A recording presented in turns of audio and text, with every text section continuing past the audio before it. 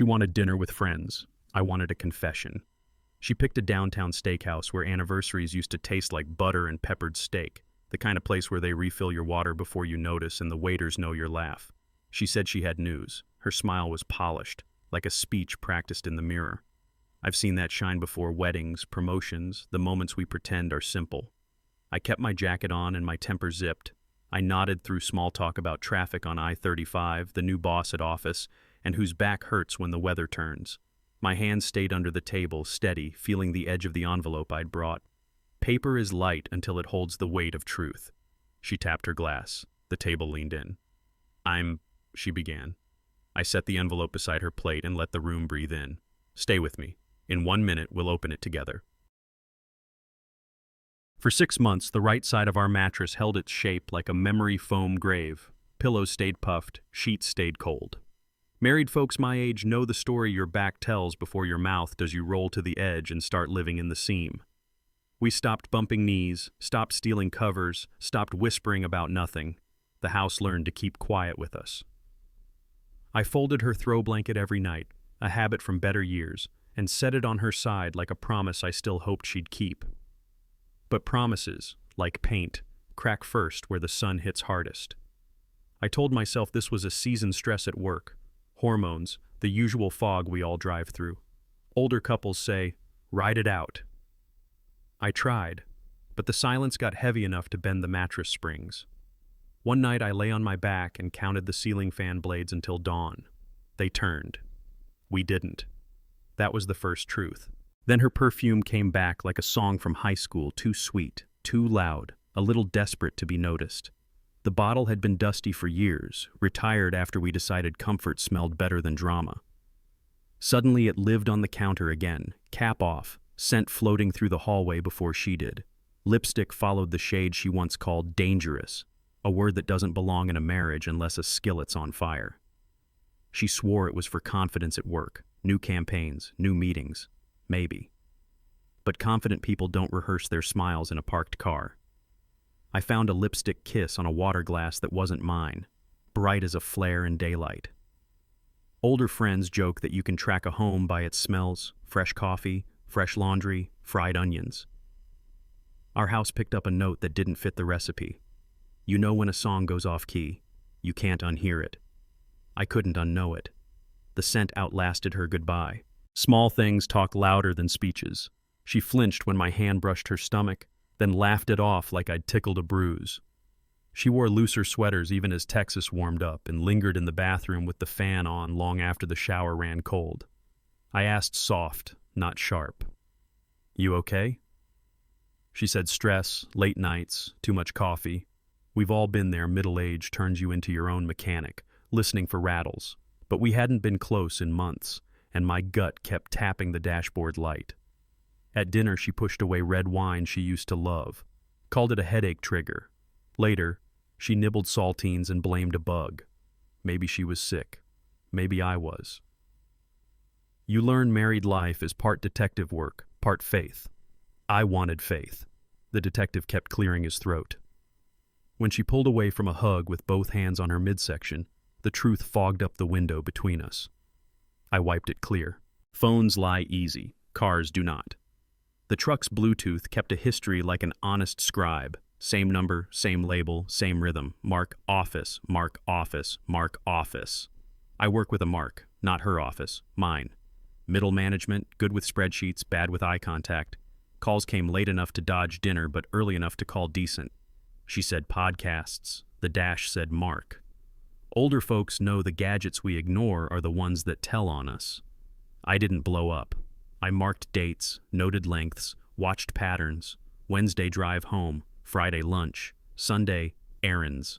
The graph would have impressed a statistician. It only needed to convince a husband. When that name flashed while I was driving alone, something inside me shifted from ache to architecture. Pain wants to shout. Plans ask for pens. I pulled into a quiet lot, took a photo of the screen, and let the engine idle until the RPMs matched my breathing. Evidence hums. It doesn't scream. I started listening. I pulled our wedding album from the closet like folks pull out quilts when a storm hits. The pages still smelled like glue and champagne, heavy with the weight of I do. There we were, two people in their best clothes, pretending forever could be held in a frame. I studied her eyes, the way they aimed past the lens, like someone checking the door for a late guest.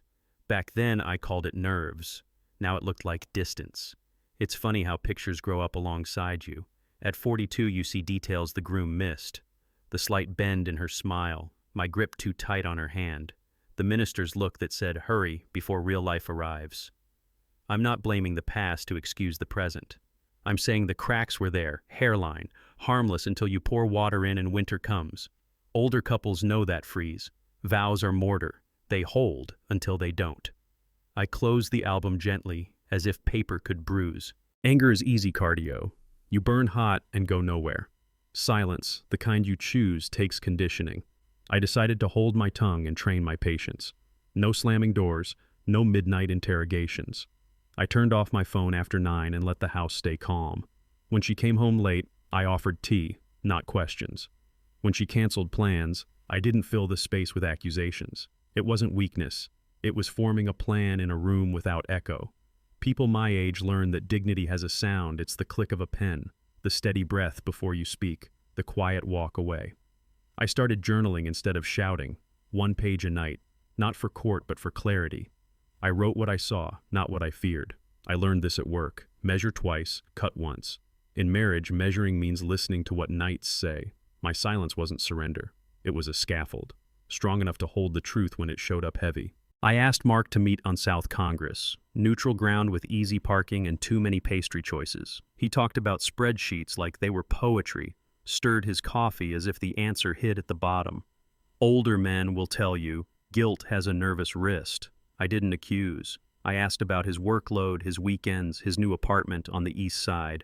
He chuckled, glanced away, and said, "Rent's cheaper east of I-35. True enough. He avoided my eyes the way you avoid a mirror on a bad hair day. When I mentioned Olivia by name, he blinked hard, then smiled too wide. The smile you wear when a smoke alarm chirps at 2 a.m. and you pretend you didn't hear it. We finished our coffee like old friends. I thanked him for meeting. He thanked me for the pastry. He left first. I stayed, counting the swirls his spoon left in the foam. You can't cross-examine a swirl, but it doesn't lie. Maps calm me. They turn maybes into lines. I drove the east side at dusk, when porches glow and dogs patrol fences like unpaid security. His building was modest, a stack of quiet doors with numbers that stuttered. I didn't stalk, I confirmed. A man going in, a woman later, a schedule that beat like a slow drum. I marked the times on a folded printout, the way my dad used to note oil changes on an index card. Folks in their 50s understand paper still has its place. I didn't take pictures of faces, just entrances and exits, like a foreman logging deliveries. If I was wrong, I wanted room to apologize. If I was right, I wanted proof without poison. The lot lights flickered on. A car pulled away. I let my breath settle before starting the engine. Austin hummed around me. Guitars somewhere, traffic everywhere. The city kept moving. I would too. But now my route had pins, and each pin pointed home. The test was tucked inside her gym bag, the way we tuck bills we don't want to open. I wasn't searching. I was putting away towels, doing the small chores that keep a house from sagging. The plastic settled into my palm with a weight far bigger than its size. 2 pink lines. I didn't drop it. I didn't curse. I set it back where I found it and stood there with the dryer humming like a tired heart. We hadn't been close in months. Math is not cruel. It's clear. Older parents know how hope can blind you to arithmetic. I wanted to be wrong so badly my teeth ached, but numbers don't negotiate. I folded the last towel, closed the bag, and carried the basket down the hall like a man delivering his own verdict. In the kitchen, I washed my hands for longer than needed, as if soap could handle this. When the water ran cold, I turned it off. That was enough. After that, I leaned into calm the way a pilot leans into turbulence, steady hands, level voice, eyes on the instruments. I bought flowers without prompting, asked about her day without expecting truth, and listened for the story under the story. We took short evening walks where couples pass like slow boats, nodding hello, each carrying something invisible. She spoke in careful sentences, as if commas could keep secrets. I let them. Older men learn timing beats volume. You don't win by shouting, you win by not needing to. I made dinner, left her the best cut of steak, and laughed at the right beats, storing away details, names, dates, places as neatly as leftovers. If she felt guilty, she wore it well. If she felt safe, she misread me. Calm is not confusion. Calm is cover. When she kissed my forehead goodnight, I didn't reach for more. I turned off the lamp and listened to the ceiling fan again. It kept turning. So did I.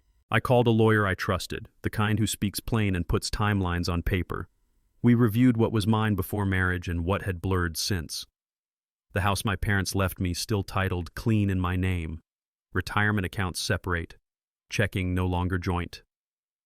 We talked trusts, not because I wanted to punish, but because I wanted to protect what years had built. If you're over 30, you know assets aren't trophies. They're scaffolding. You don't swing them in anger. You secure them in wind. We set up a plan. Shift deposits, cap credit, document everything. I left his office lighter in the shoulders and heavier in the chest. Protection feels like that. At home, I organized a folder, color-coded like job sites, green for financials, blue for communication, red for nights that mattered. Not for court theatrics, for clarity.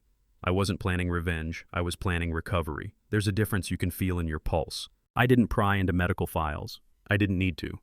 Email leaves footprints big enough for any age to follow. In her inbox, an appointment confirmation under her maiden name, Olivia Hart, the way women sometimes sign when they want to be unrecognizable to a receptionist who's seen too much. Date, time, location. A billing receipt that matched the calendar reminder she forgot to delete. I printed what was mine to see and left what wasn't. Folks in midlife understand boundaries better than we did at 25. You learn what you can hold and what will burn you. I held confirmations, timestamps, the kind of simple facts that don't raise their voice. The clinic's name sat there like a street sign. I didn't drive over. I didn't need to watch doors open and close again. Instead, I slid the printouts into the envelope on my desk and pressed the flap flat. Paper is a quiet tool. It cuts only when you choose. Grief builds fast. Consequence takes craft. I pulled out a dry erase marker and drew a timeline on the glass of my home office. Calls, coffee, East Side nights, the test, the confirmation. Then I sketched the other line, my choices. Not every beam needs a hammer. Some need a level. I chose the level. Older hands know you can't frame a wall with emotion alone. You need angles, square edges, a plan. I rehearsed 2 sentences I would say and 10 I wouldn't. I practiced stillness the way you practice a golf swing, slow, repeatable, boring until it's beautiful. The envelope sat on the desk like a finished blueprint. I labeled it simply, dinner. Not ambush, not war, just dinner. The word steadied me. It reminded me that truth doesn't have to shout to stand. When I capped the marker, my reflection in the glass looked like a man I could respect again. That mattered more than winning. Respect is the room you live in afterward. Here's what stung most. Mark wasn't just a name in a phone. He was a face in my hallway, a nod in the break room, a signature on cross-department emails. Work is where we stake our pride when the rest goes wobbly. Losing trust there feels like a slow leak you can't find. I kept showing up early, doing my job clean, shaking hands without squeezing. I said nothing to HR, nothing to friends who'd choose sides and forget we all have to share an elevator. Older workers get it. You guard your reputation like a knee with old injuries. You walk careful. You protect the next day. Some afternoons I caught Mark's reflection in a conference room window and thought about the cost of a public scene. Then I pictured tomorrow morning's staff meeting and swallowed the urge. The line between private pain and professional duty is thin, but it's painted bright. I stayed on my side of it, saving my steps for dinner. I started where most midlife messes live now, the cloud. Not because I wanted dirt, but because memory is slippery when you're tired. I exported phone logs, saved screenshots, and named a folder Evidence, plain and boring, like the best truths. I synced dates from my truck's Bluetooth to my calendar so each call had a pin on a line. Older folks tease that paper never dies, but the cloud is a filing cabinet you can't spill coffee on. I wasn't spying, I was labeling. Wednesday, 7:42 p.m., call. Friday, 12:11 p.m., call. I didn't read texts. I didn't need to. Patterns speak a language adults recognize. Repetition. I backed it all up to a drive the size of a thumb and slid it into my desk drawer next to spare keys and a roll of stamps. It fit there. somehow between the tools you need and the little things you keep so you don't lose yourself. Receipts don't blush. They just list what happened. In her email, a PDF glowed with the confidence of a streetlight appointment booked under Olivia Hart, the name she wore before me. It stung, not because Hart is a bad word, but because it's the one you use when you don't want to be found. The billing line matched a date I already had pinned. I printed it, highlighted the header, and wrote the timestamp in my neatest handwriting. Middle age does that to you. You learn the value of clear notes. I slid the sheet into a plastic sleeve like a coach protecting a playbook from rain. I didn't add commentary. I didn't need a speech bubble. The paper said enough. Who, where, when. I poured myself water, sat at the table where we'd paid bills for years, and stacked the page on top of the call log. Different sources, same rhythm. When two clocks agree, you don't argue with time. The calendar invite had one job: remind. It did more than that. A gray square with a quiet bell icon sat 2 days after one of those long drives. She'd forgotten to clean it from the cache that syncs across devices when you're not paying attention. I tapped it open, read the location, and let the screen go dark before my face showed in the glass. Older couples learn not to chase every question into a corner. I didn't call the clinic. I didn't show up in a lobby like a movie cliché. I just matched date to date, line to line, breath to breath. Then I added my own appointment dinner to the week. No emojis, no exclamation points. The clock in our kitchen ticked like it had been paid to keep the beat. I felt something settle in me, the way a picture frame sits straight when you finally level it. When time aligns, you don't push it. You stand back and let it hang. Night is honest. When the house went dark, I asked the questions I couldn't ask out loud. How far is fair? What hurts and what heals? My father used to say, make the choice you'll be able to explain to your future self. And that future self is usually an older, quieter man who hates drama. I looked at the envelope on my desk and imagined the scene playing, two big voices raised, tears public, blame thrown like silverware. Then I imagined the other scene steady, measured, undeniable. Adults live between those two pictures. I stood in front of the bathroom mirror and said the lines I would allow, short, simple, factual. Here's what I know. Here's what I'm doing. The rest I left in the sink to drain away with the final swirl of the faucet. Conscience doesn't shout when you're this age. It taps your shoulder. I promised to listen. That was the only promise I could make and keep. I practiced my face. It sounds ridiculous unless you've lived long enough to realize your eyes talk before your mouth does. I smiled without showing teeth, relaxed my jaw, and tried the slow nod that says, I hear you, and I'm not drowning. In the mirror, I watched for the flare of anger that lights up like a porch bulb when someone walks by. Adults hide it better, but cameras don't. I took 3 slow breaths, the kind they teach at cardiac checkups and hard conversations. I pictured the restaurant, the friends, the music tucked under the hum of conversation. I pictured the envelope living beside the steak knife, quiet and sharp. Practice doesn't make this perfect. It makes it predictable. My heart would race. My hands would not. If she delivered the news, I would accept it with courtesy. If I delivered the truth, I would do it like a doctor. Steady hand, clean cut, stitch what I could, leave what I couldn't. Money is memory in numbers. I opened the banking app and did what men my age do when storms roll in. We board the windows without bragging about it. I rerouted direct deposits, lowered card limits, and made sure the house, my parents' house, stood under my name like a roof under a blue sky. Not a punishment, a precaution. There's a difference. If you've ever lived through a layoff or a busted knee, you know how fast security can wobble. I called the credit card company and asked for alerts on unusual activity, a boring conversation with a calm stranger who saved me from future headaches. I set up a trust, the lawyer explained in words I could repeat without a glossary. Then I printed a 1-page checklist and taped it inside a desk drawer. Accounts, contacts, caps. When fear tried to sprint, the list made it walk. Numbers don't love you. They don't hate you either. They keep you honest. Not everything lives in the cloud. Some truths smudge. The lipstick mark on Mark's coffee cup looked like an autograph signed in a hurry. I slipped the napkin and the photo I'd taken into a small zip bag, the kind you use for screws so they don't roll under the workbench. There were receipts, too. Nothing scandalous by itself, but together they hummed. Older folks collect small parts because we've learned big machines fail at the smallest hinge. I labeled the bag physical and set it with the papers. No dramatics, just tidy. I remembered my mother keeping a house file with appliance warranties and spare keys. This felt like that, only heavier. I wasn't building a case for court. I was protecting my sanity from revision. When your heart gets broken, memory tries to rewrite itself kinder or crueler than the truth. A napkin with a lipstick moon says, "This happened," and sometimes that's the sentence you need most. I wrote a heading on a notepad. Do, don't, under. Do, document what's mine to see, keep records, speak plainly. Under, don't, dig into private medical files, confront at work, involve people who don't need scars.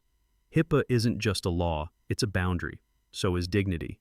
If you've ever had your privacy bent, you know how it breaks trust with the world, not just a person. I stuck to confirmations, receipts, calendars, the breadcrumbs anyone leaves when they live busy and believe no one's watching. I didn't want to win by being worse. There's a kind of victory that feels sour in the morning. I was aiming for the kind that lets you shave without looking away. So I kept the list, kept my hands clean, and kept my voice ready for sentences that end with periods, not exclamation points. When the time came, I wanted the truth to carry itself to the table. My job was simply to hold the door. We invited friends we loved for years. The couple who brought lasagna when my dad passed. The neighbor who helps with gutters without keeping score. Not accomplices, witnesses to normal life continuing.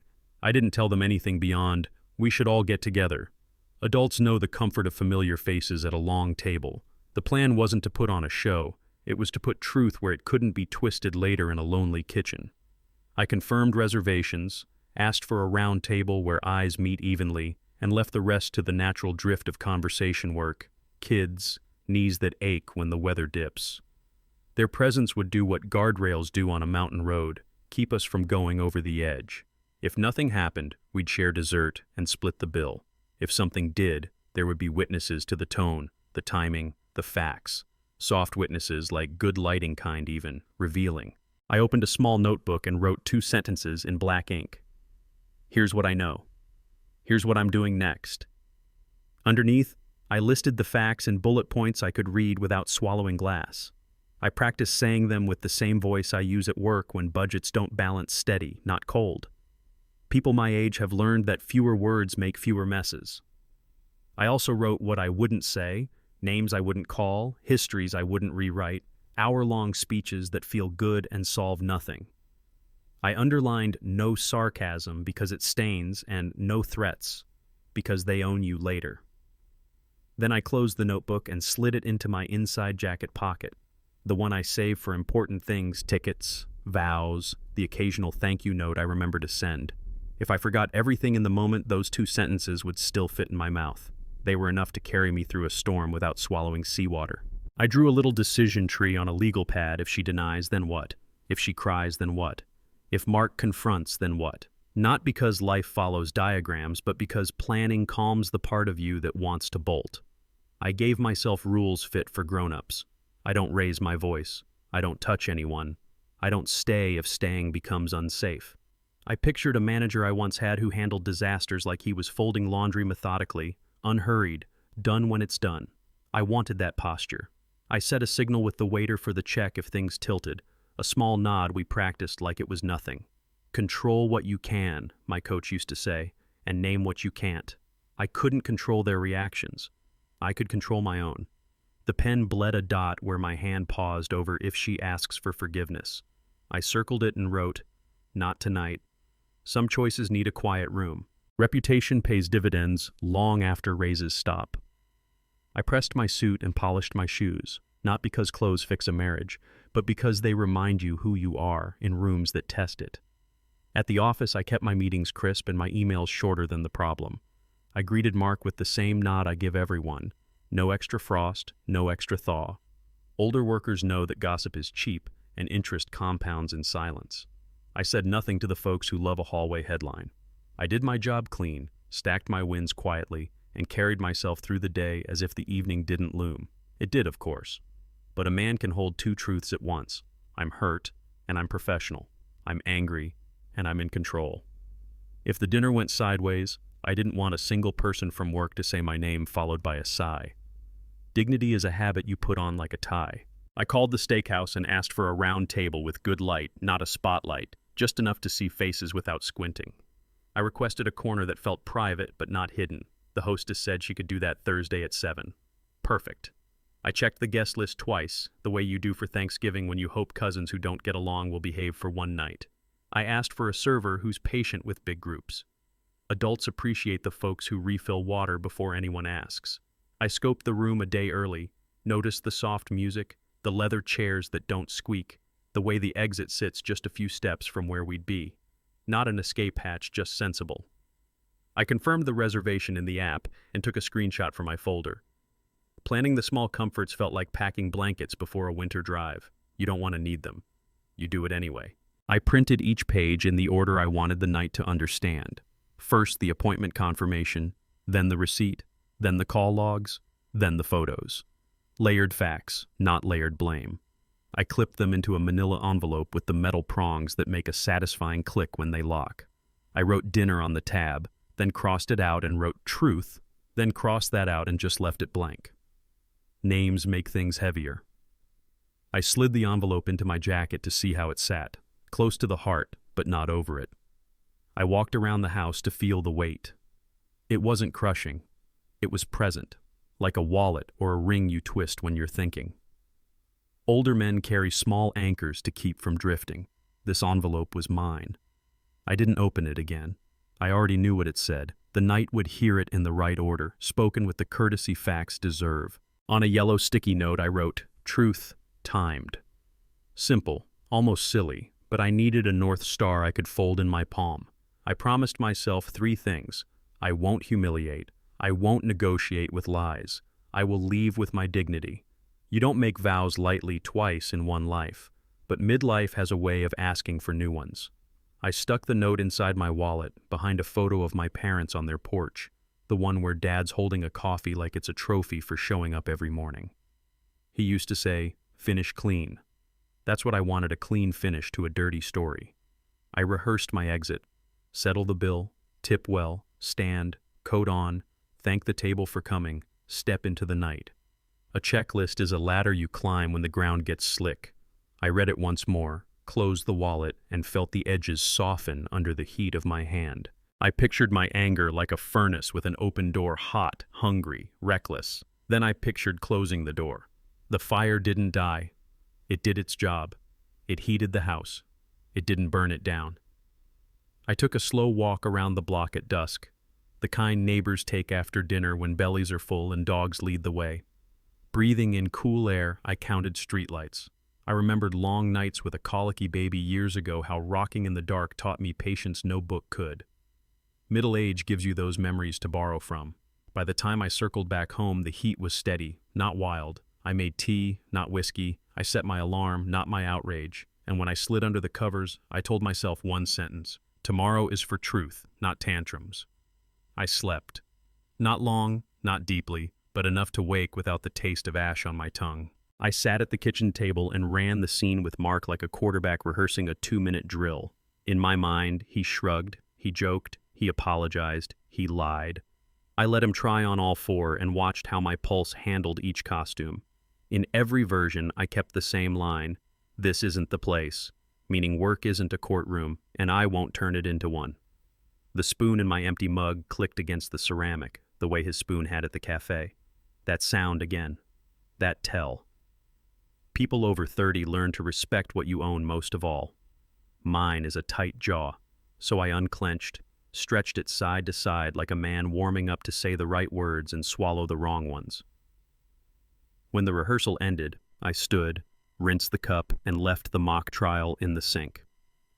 Tomorrow had its stage. Tonight I had a quiet kitchen and a light I could turn off. I returned to the east side once more, not as a hunter but as a notary, stamping what I already believed. The lot lights buzzed, moths working overtime. I noted arrivals and departures, time-stamped in a small notebook that used to hold hardware store lists. A sedan pulled in, stayed an hour, left. Later, a rideshare paused at the curb. She stepped out with a gym bag I recognized. I didn't follow. I didn't need a close-up.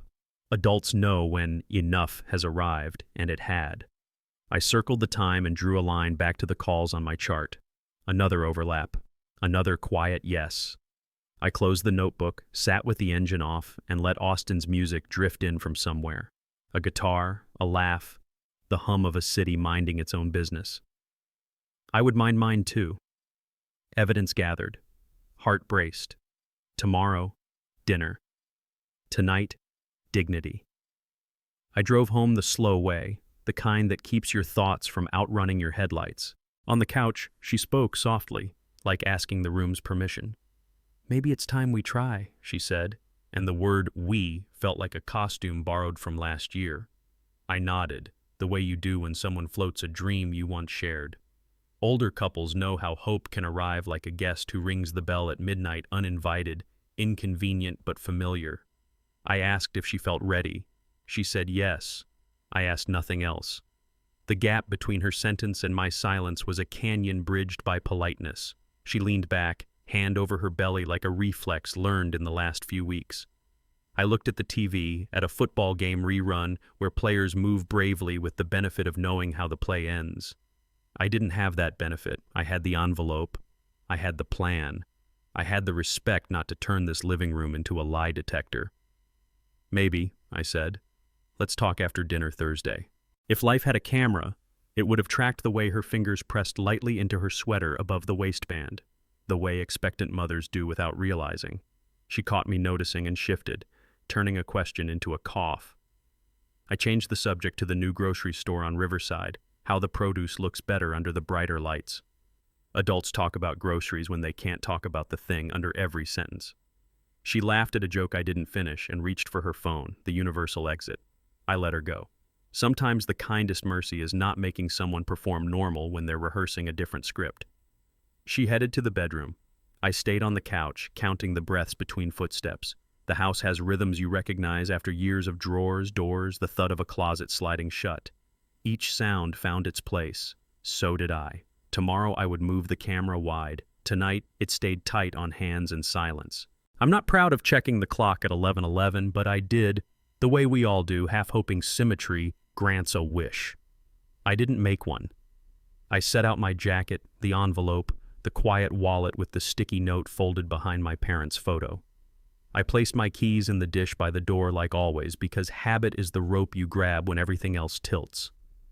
I wrote down my server's name from the reservation. Small respect, big help when the room gets loud. I texted the friends. Looking forward to tomorrow? Then put the phone face down like a lid on a pot. Lights off, hallway nightlight on, the way we used to when the house needed a path for little feet. In bed, I felt the mattress find its grooves, hers, mine, and the empty language we'd been speaking. I didn't pray for victory. I prayed for clarity. Sleep came like an old dog, late, loyal, enough. Morning makes everything look possible. Coffee, a straight spine, a checklist that doesn't judge. I spread the pages on the dining table like maps.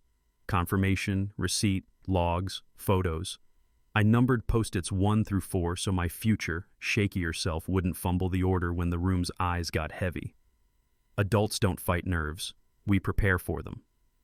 I practiced sliding each page forward, letting it live for a breath before bringing the next. No monologues, just the soft percussion of paper. I tucked a pen in my inside pocket for the check and another in my back pocket in case the first one failed. Redundancy isn't paranoia. It's age being useful. I cleaned my glasses, not for tears, for fingerprints. They show up when you touch what you shouldn't.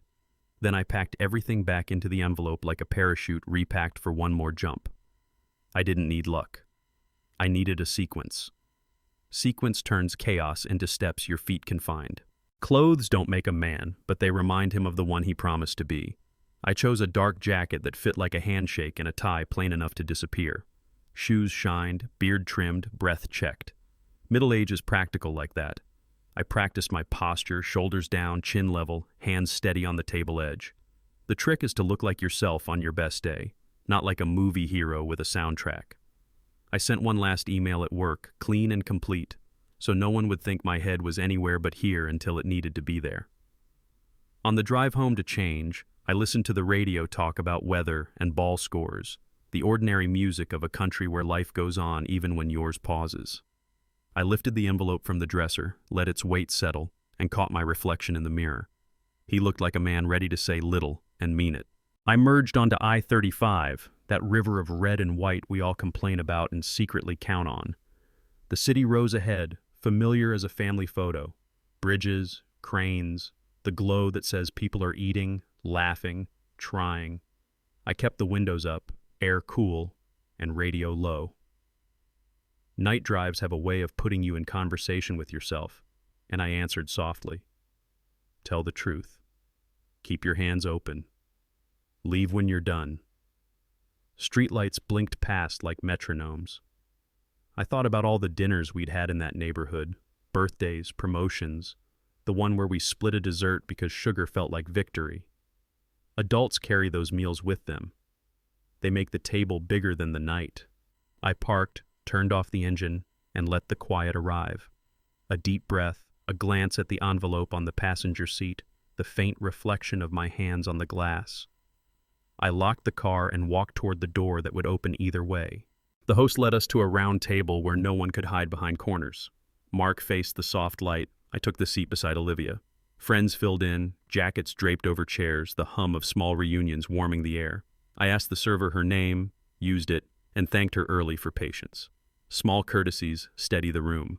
Men my age know to pick your spot like you pick your stance balanced, with exits you'll never need but notice anyway. I set the envelope to my left, not center stage, just present, a coaster for truth.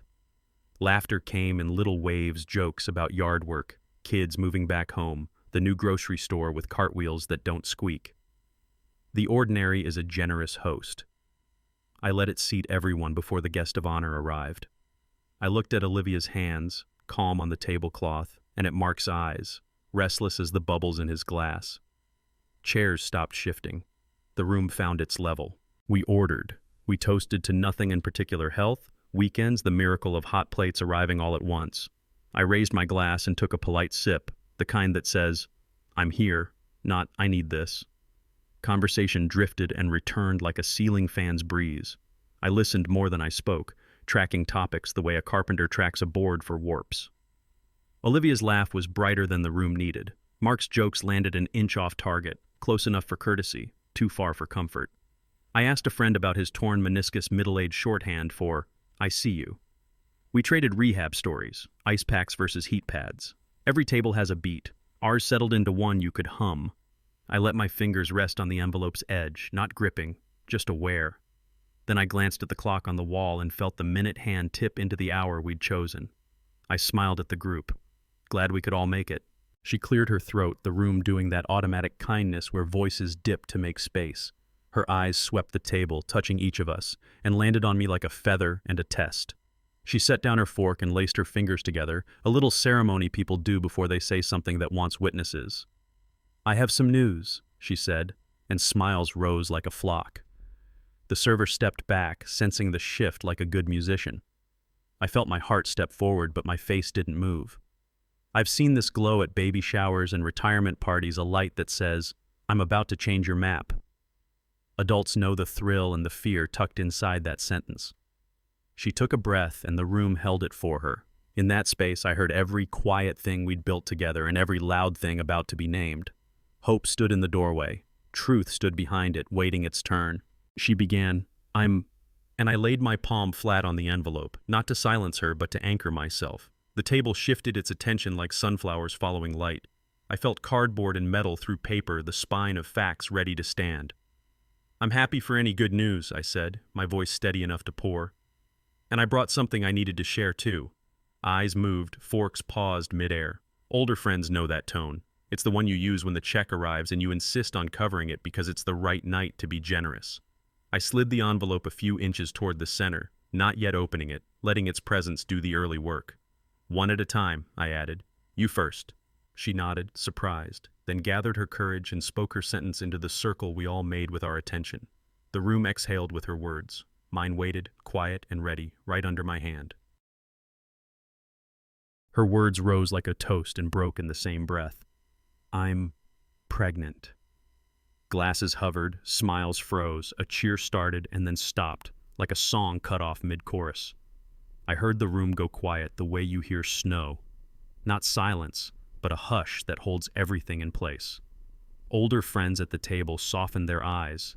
They know news like this is a door that swings both ways. My chest tightened, not from shock but from confirmation, as if a level finally showed the bubble centered. The server took half a step back, reading the air like weather. I let my hand release the envelope's edge and placed my palm flat on the table to feel the wood steady me. People waited for my face to write the next line. I could have made a scene. Instead, I made a choice. I took a breath long enough to carry me across the moment and into the sentence I had rehearsed. I lifted my glass just enough to honor decency. "Congratulations," I said, and meant courtesy, if not the circumstance. Her shoulders lowered an inch, surprised by the calm. That's the thing about middle age, you learn that composure is a gift you give yourself first. A few friends smiled in relief. Mark didn't. He stared at the tablecloth like it might hand him a script. I kept my voice grounded, the way you talk to a child with a skinned knee or a coworker on his last day. Steady, warm, true. "It's good to share big news with the people who care," I added, giving the moment the dignity it asked for. Then I turned my hand, slid the envelope toward the center, and let it rest beside the breadbasket. "And I have something to share, too." Her breath caught. You could feel the room lean in, like a church before the first hymn. Courtesy had done its job. Now clarity would do mine. I opened the flap and lifted the first page. A printed email, black and white, boring as a parking receipt. Boring is how truth sneaks past excuses. I placed it gently where everyone could see the header appointment confirmation and the name beneath it. Olivia Hart. Her maiden name wore the ink like an alias that had run out of road. "This came through a few weeks back," I said, tone even, tempo slow enough for older ears and full hearts. I didn't add an accusation. The page did the talking. Clinic name, date, time. The room made a small collective adjustment, the kind you feel when turbulence taps the wing. Someone cleared my throat. Someone else set down a fork. I kept my eyes on the paper, not on her face. At our age, we know staring can wound. "I thought it should live here," I said, tapping the table, "where it belongs with the truth." One page down, the hinge of the night clicked. Next came the receipt and the calendar print, side by side like two clocks telling the same hour. I slid them forward so the date on one lined up with the day on the other. "These matched my week," I said, so I wanted to be sure I had the sequence right. No drama, just sequence the mercy adults offer when facts are heavy. I covered the last 4 digits of the card with my thumb. Some privacy deserves to live even now. "We've all juggled appointments," a friend murmured, voice unsure. "We have," I agreed, "and they leave a pattern." I let the room read without reading her. The climax of this minute was quiet recognition, not revelation. Her lips parted, then closed, the way you do when you miss a step in the dark and catch yourself on the railing. I set those pages atop the first, a little stack that weighed almost nothing and pressed like a stone. Phones can be wiped, the truck can't. I placed a photo of the dash screen with a neat list of calls with a neat repetition of a neat name. Mark, office. Wednesday, Friday, Sunday. The cadence of a habit. "My Bluetooth keeps a history," I said gently, the way you explain weather to someone without an umbrella. I noticed this rhythm. I didn't look at Mark. I looked at the printout. Men my age know how fast eye contact turns to sparks. "We all call co-workers," someone offered, a lifeline nobody could reach. "We do," I said, "just not like this." I tapped the intervals with a finger and let the seconds between taps speak. The table felt the math even if no one said the numbers. He shifted in his chair, metal squeaking, a small sound that sounded bigger than it was. The minute crested there not at accusation, but at pattern. Patterns don't point fingers. They hold up mirrors. We all saw it. Last, I laid down 2 photos, Mark's coffee cup with a lipstick crescent and a simple shot of the East Austin apartment door, time-stamped. Artless pictures, like evidence always is. "These are mine," I said. I took them, no faces, just places and things. Older guests at the table nodded, boundaries respected even now. "The lipstick looks like a lot of lipstick," Mark muttered to no one. It looks like lipstick, I replied, not biting, not baiting. The apartment door meant what doors mean, in, out, again. I didn't detail nights or imply timelines beyond what paper and pixels allowed. Truth is a scalpel. You don't swing it. You set it down where it can be seen.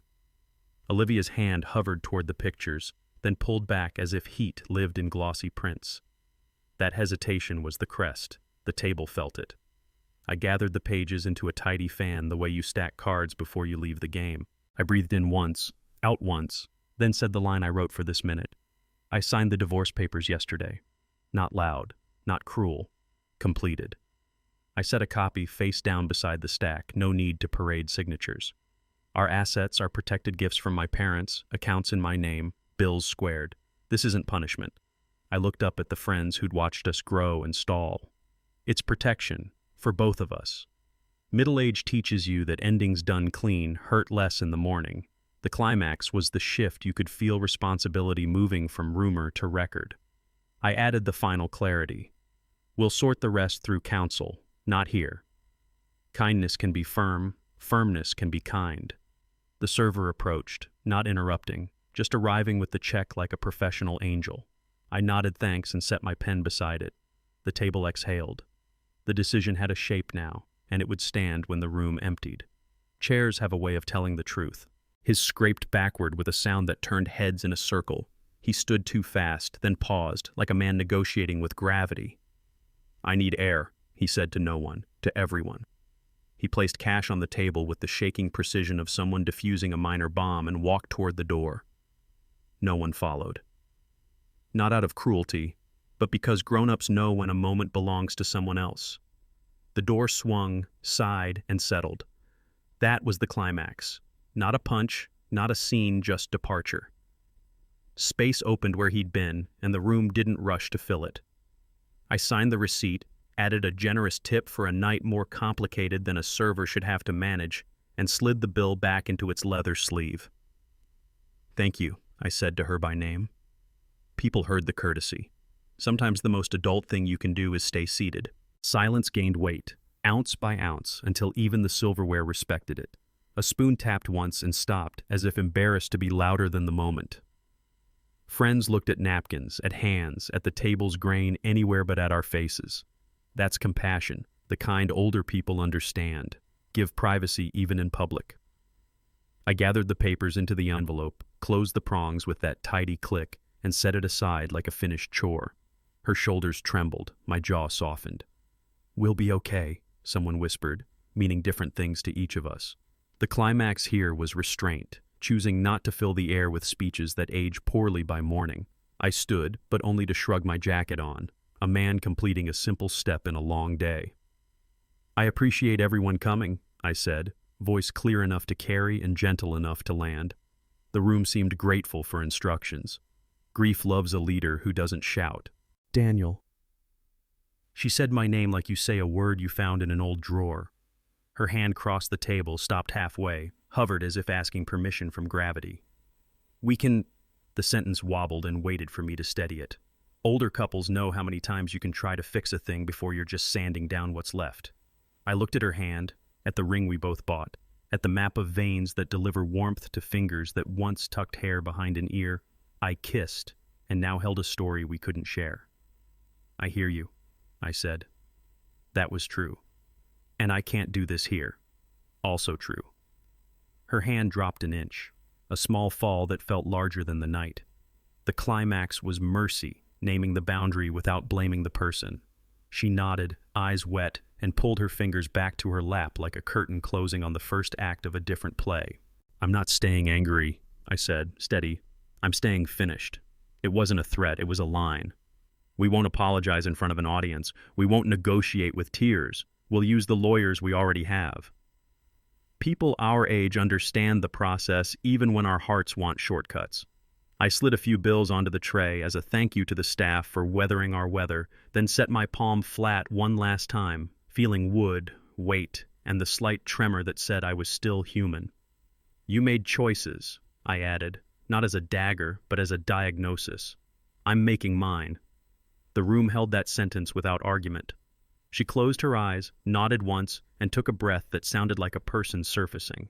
The climax arrived as a door not slammed, not locked, simply pulled to. Boundaries don't need echoes. They need hinges that work. Ours did. I picked up my coat. The table didn't move to stop me. I rose the way you rise at church when the hymn ends grateful, a little unsteady but sure of the next line. I slid my chair in, smoothing the tablecloth as if tidiness could be a parting gift. "Thank you for coming," I told our friends, and meant it. They offered nods, hands on shoulders, the quiet blessings grown-ups give when words feel nosy. I helped the server gather a couple of plates, a small courtesy to make my hands useful, then slipped into my coat. The envelope went inside, close but not heavy. "Take care," I said to Olivia, and left the blessing unadorned. The climax was the decision to leave without dragging the scene down the stairs with me. At the door, I paused long enough to let the night air find my face. The city hummed, indifferent and kind. I stepped onto the sidewalk like a man stepping back into his own shoes after loaning them out too long. I rolled down the window, and Austin's dry night slipped in like a friend who doesn't ask questions. Streetlights stitched a line ahead, the radio stayed off. Older drivers know how miles can iron thoughts flat. I kept to the right lane, unhurried, letting taillights lead and headlights follow. The envelope rested on the passenger seat, a quiet passenger. I touched it once, the way you pat your pocket for keys, then let it be. A memory surfaced of late drives with a sleeping baby behind me, roads empty except for the confidence that morning would arrive.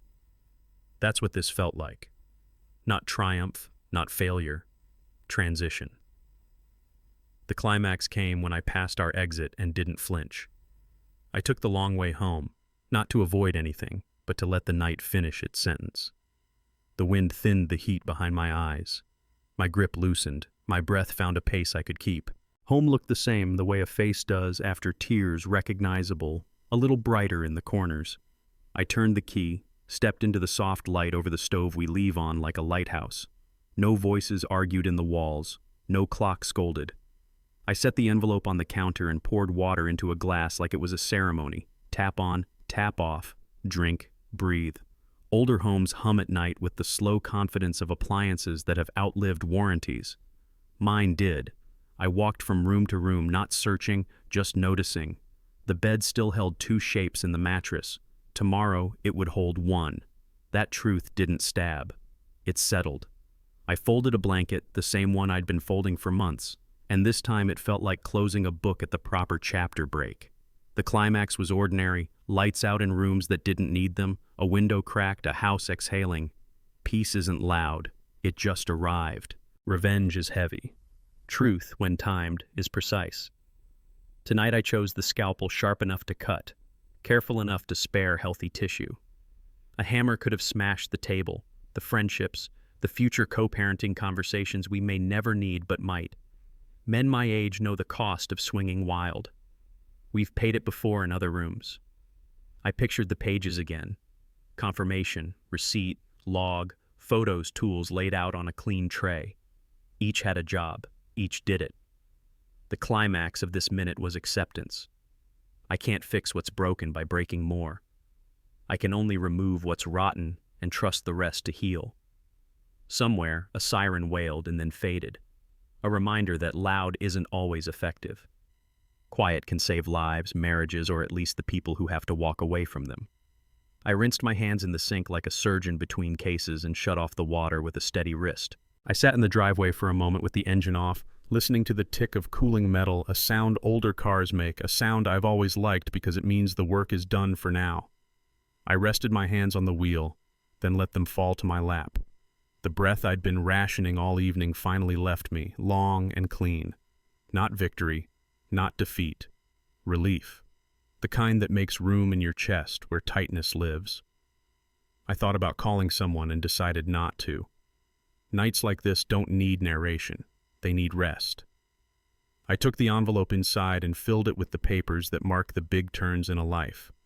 Mortgages, wills, birth certificates, the map of a family that changes shape and keeps going. The climax was small and perfect. I turned off the last light and stood in the dark long enough to feel unafraid.